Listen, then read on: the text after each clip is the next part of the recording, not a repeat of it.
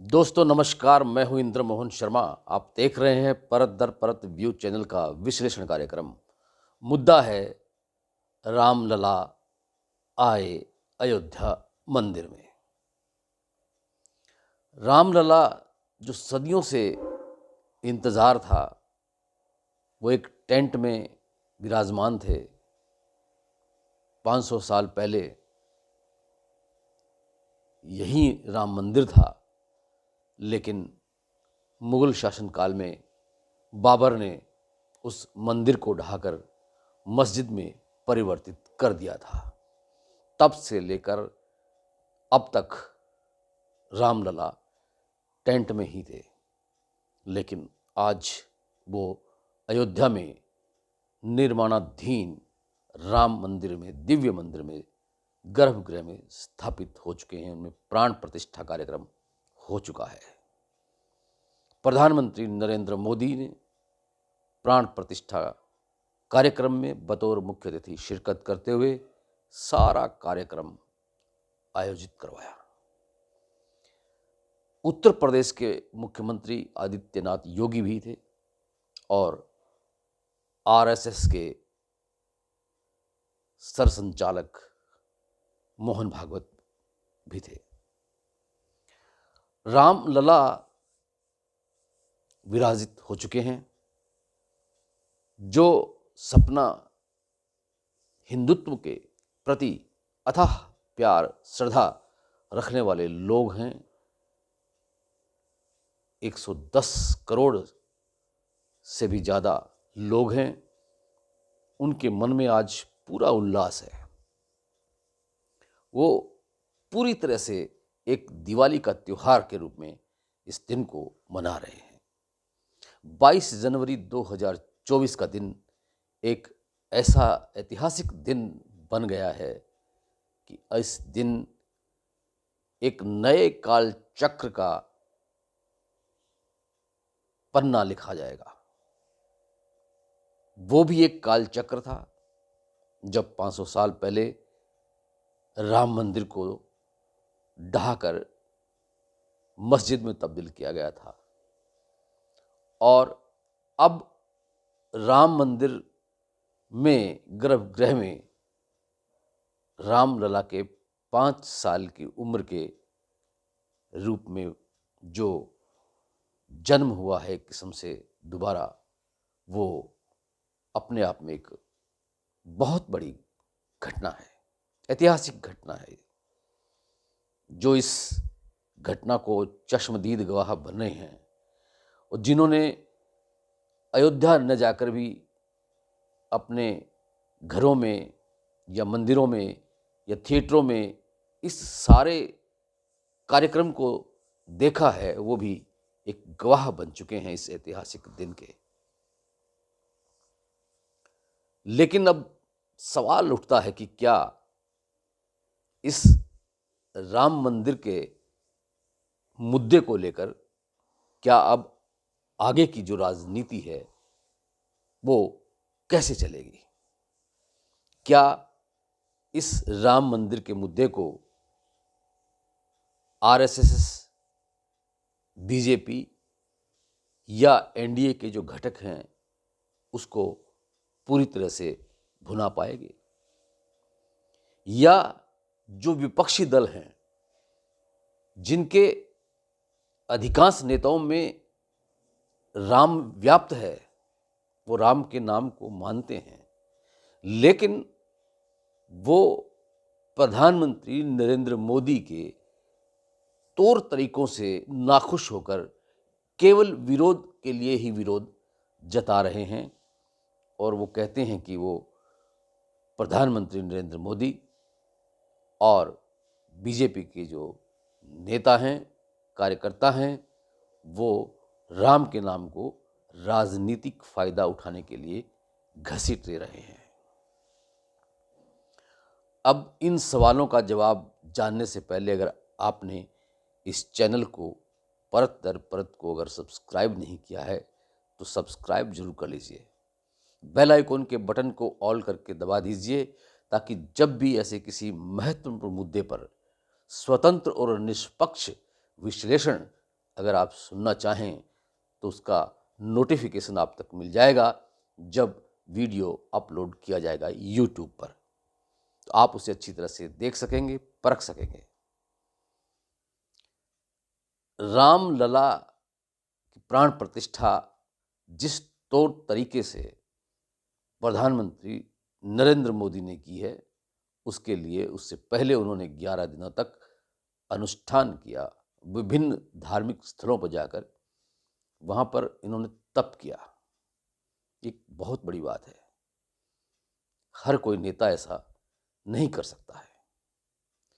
लेकिन फिर भी सवाल अपनी जगह बना हुआ है कि जिस तरह से प्रधानमंत्री नरेंद्र मोदी ने प्राण प्रतिष्ठा करने के बाद कार्यक्रम को संबोधित किया, तो उन्होंने बहुत ही सारगर्भित संदेश दिया है। लेकिन उन्होंने अपने संदेश में बहुत कुछ कह दिया है कि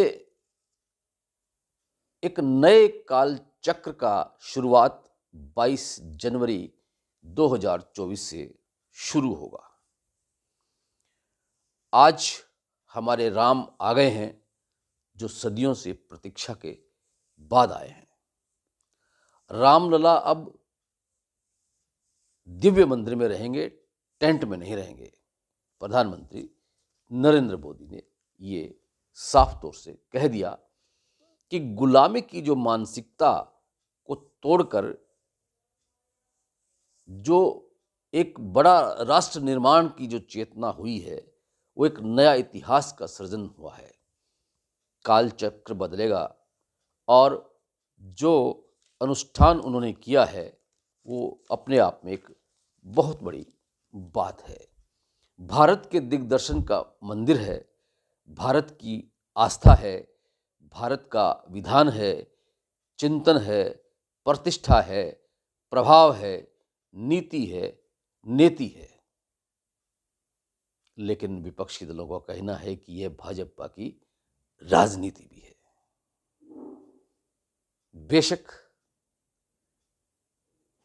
विपक्षी दलों की ये बात सत्य हो सकती है कि यह भी एक राजनीति है, लेकिन राजनीति जब नाम ही राजनीति है तो फिर वो राजनीति तो की ही जाएगी।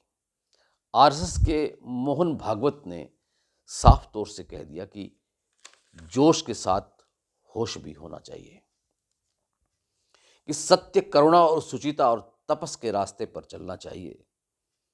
जो इन रास्तों पे चलेगा उसी का नाम रोशन होगा। अब सवाल ये उठता है कि क्या बीजेपी आने वाले लोकसभा चुनाव में इस राम नाम के मुद्दे को भुनाएगी? निसंदेह वो अवश्य भुनाएगी। अब कोई रोक सके तो रोक ले। हालांकि जिन 4 शंकराचार्यों ने इस प्राण प्रतिष्ठा कार्यक्रम की आलोचना की, उन्होंने अशुभ बताया कि जिस दिन यानी कि 22 जनवरी को रामलला की जो प्राण प्रतिष्ठा होगी वह अशुभ मुहूर्त हुआ।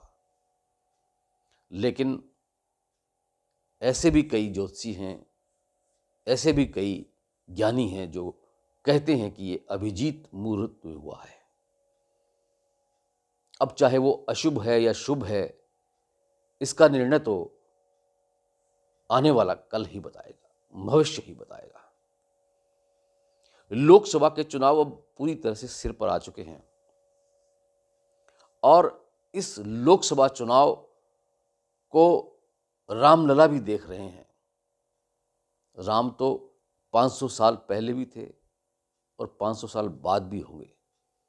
राम अजर हैं, अमर हैं, उनका कोई भी बाल बांका नहीं कर सकता। वो अपने आप में एक ताकत है, त्याग की मूर्ति हैं। जिस तरह से राम ने 14 वर्ष का वनवास काटकर अपने पिता श्री दशरथ के प्रवचनों को, प्रणों को, उनको जो सिद्ध किया, 500 साल तक भी वो टेंट में रहे। लेकिन अब फिर आगे क्या होगा, ये एक आने वाला वक्त ही बताएगा।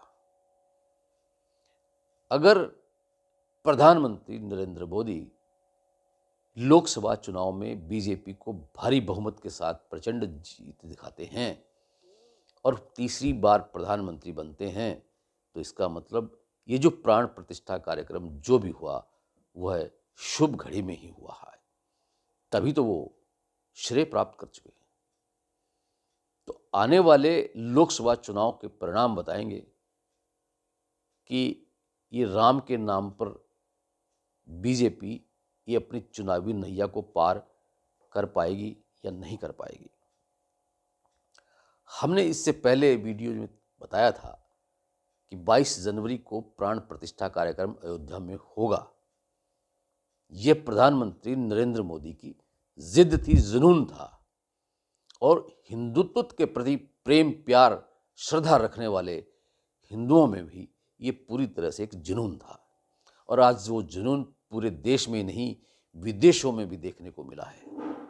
जगह जगह शोभा यात्राएं निकाली गई हैं, कीर्तन भजन मंदिरों में हो रहे हैं, घर घर में हो रहे हैं, दीपक जलाए जा रहे हैं। एक दिवाली की तरह से ये त्यौहार मनाया जा रहा है, हिंदुत्व को, एक सनातन को जीवित रखने के लिए, और ये ज़रूरी भी है। अब इसे कोई राजनीति से जोड़े या न जोड़े, अगर मतदाताओं के प्रति मन में ये प्यार उमड़ा है और उमड़ेगा तो इसे कोई रोक नहीं सकता। अगर विपक्षी दलों में ताकत है, अगर वो एकजुट होकर के चुनाव लड़ेंगे, तो हो सकता है कि मुकाबला कड़ा हो, लेकिन ऐसा अभी फिलहाल दिखाई नहीं देता है। मतदाताओं ने ही निर्णय लेना है कि वो आगे क्या निर्णय लेते हैं। तो ऐसे में अब ये ज़रूरत इस बात की है कि राम का नाम सत्य है, इसे नकारा नहीं जा सकता, और जो राम के प्रति श्रद्धा रखते हैं, प्यार रखते हैं, जुनून रखते हैं, तो वो राम के नाम को प्रचारित करेंगे। और राम के साथ हनुमान भी रहेंगे, सीता भी रहेगी, लक्ष्मण भी रहेंगे, सभी रहेंगे।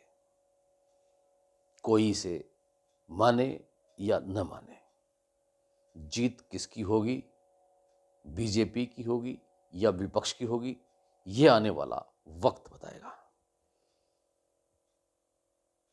विश्लेषण कार्यक्रम में आज इतना ही। कल फिर किसी नए मुद्दे के साथ आपसे रूबरू होंगे।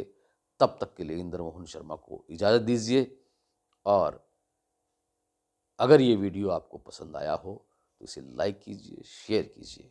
आपका बहुत बहुत धन्यवाद, बहुत बहुत शुक्रिया।